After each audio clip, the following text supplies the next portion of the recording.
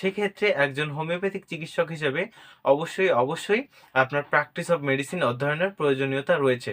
আর materia Medica এমন একটা গ্রন্থ যেখানে ঔষধ অনুযায়ী প্রতিটা রোগের বিষয়গুলোকে সাজানো রয়েছে।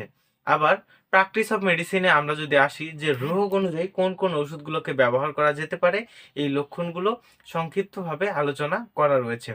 তাই আমরা যদি আমাদের চিকিৎসা কার্যে পারদর্শী হতে চাই বা সঠিকভাবে পরিচালিত করতে চাই, সেক্ষেত্রে আমাদেরকে অবশ্যই প্র্যাকটিস অফ মেডিসিন থেকে প্রতিটা রোগ ভিত্তিক ওষুধগুলোর ধারণা নিতে হবে এবং মেটেরিয়া মেডিকা থেকেও আমাদের অধ্যয়ন করতে হবে।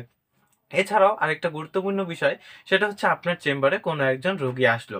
সেই রোগীকে যদি আপনি বলেন যে রোগী আপনাকে প্রশ্ন করলো যে এটা কি সমস্যা হয়েছে, তার পরিবর্তে যদি আপনি দুইটা ওষুধ দিয়ে বা একটা ওষুধ দিয়ে যদি বলে দেন যে আমি ওষুধ দিচ্ছি ভালো হয়ে যাবে, রোগী আপনার প্রতি আস্থা হারাবে। রোগীকে যদি আপনি রোগের কারণ এবং এই রোগটা কি সমস্যা থেকে সৃষ্টি হয়েছে এবং কি করলে এটা বেশি হবে, এই বিষয়টা যদি আপনি রোগীকে ভালোভাবে বুঝিয়ে দিতে পারেন, তাহলে অবশ্যই ওই রোগীর কাছে আপনি একজন আদর্শ চিকিৎসক হিসেবে গণ্য হবেন।